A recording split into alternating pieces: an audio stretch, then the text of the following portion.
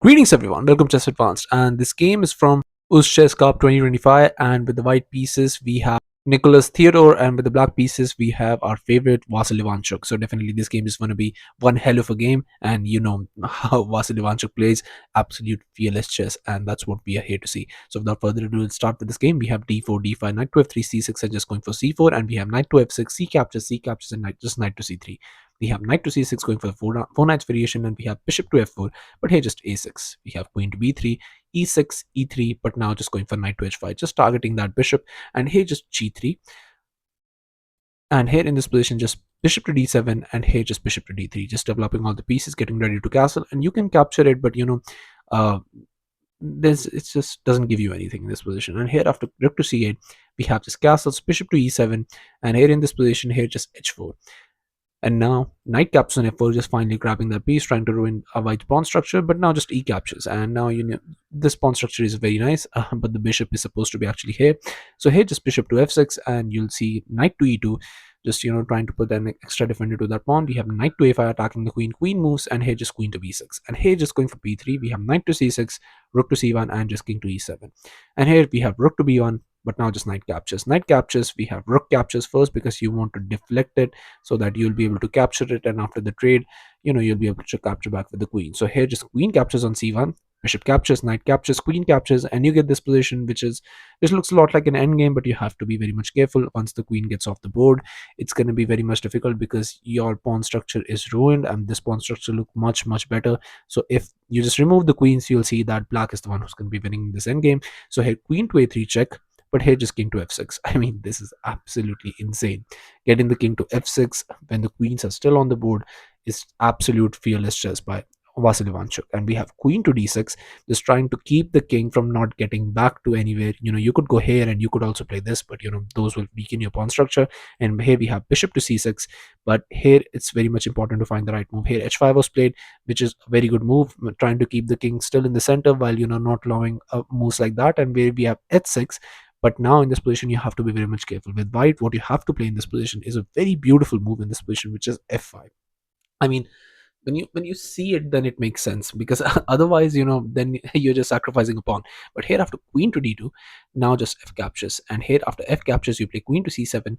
The idea for this is that you want to get the bishop all the way here and you want to go for this, and it's very difficult to see. I know the king still runs away, but you'll find you'll find in a few moves like a checkmate kind of sequence. And here after rook to f8, just trying to avoid that, just bishop to g6 either way, and we have d4 trying to push the pass pawn, but now just going for this rook to b1. And here after bishop to d5, now you play this queen to c5, but once the rook moves, now you play queen to c7, and once the rook moves again, because you have to you have to prevent that. I mean, you just cannot allow it.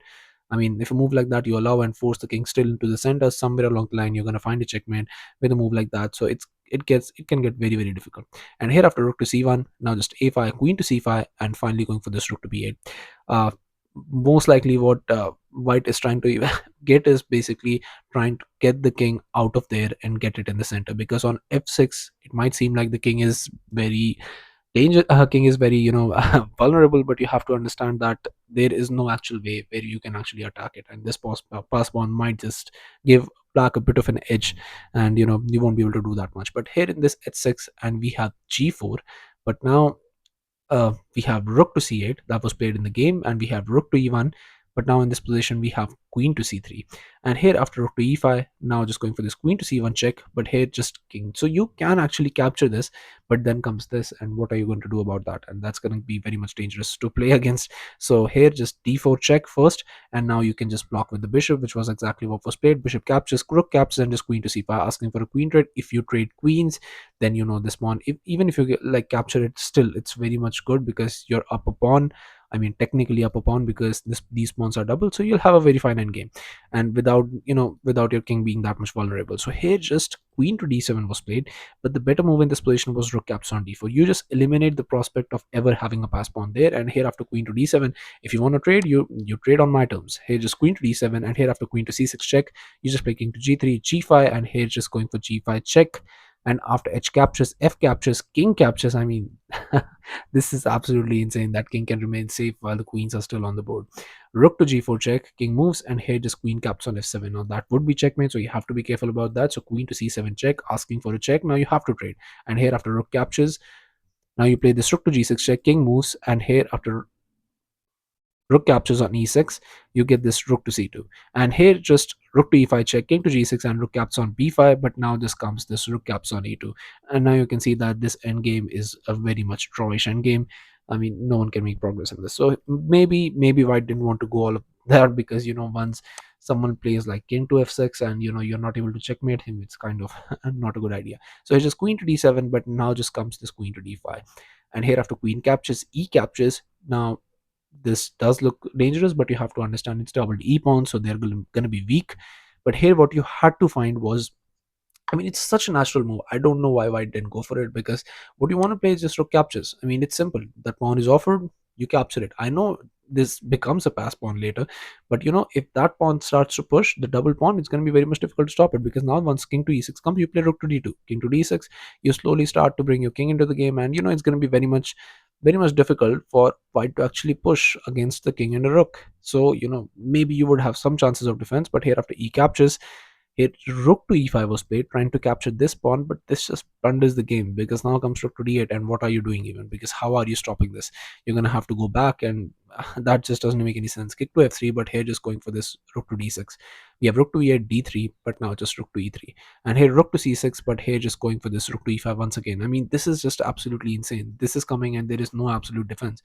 Here we have rook to c5, but now just rook to e3, and now just blocking, but now going for rook to e5 again. I mean, I don't understand what White's idea was in this position. Maybe trying to go for this, but even that doesn't do anything, because you can just capture that rook. So here king to e2, but now comes rook to d3, and this is just a beautiful move, because you understand that you can actually capture this, but and then the promotion becomes inevitable. So here just rook king to d1, but just rook to d4, and here f3, but now just comes this rook captures on f4, and now you're down a pawn. You can capture this, but you have to understand that these pawn will get captured as well. So rook caps on d5, we have rook caps on f3, rook to d7, king to g5, and here rook caps on b7, king caps on g4, and we have rook to a7, king caps on h5, but now comes rook caps on a6, and this pawn is falling, but you have to understand that it's falling after a lot of issues, and now you can understand that these pawns can be used as a deflection, while white tried to grab all of the other pawns, and these pawns were used as distraction, while white just wiped out all the white's pawns. You're going to be a pawn up, and you're going to be completely winning this game.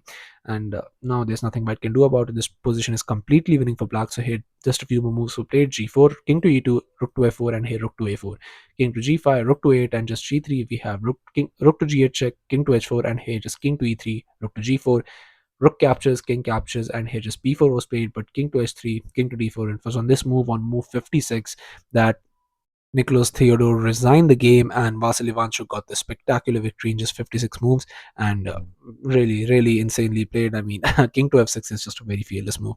So yeah, thank you all for watching. I'll be coming back with such amazing games, and stay tuned to the channel, subscribe to the channel, and I'll be seeing you guys very soon. Thank you all.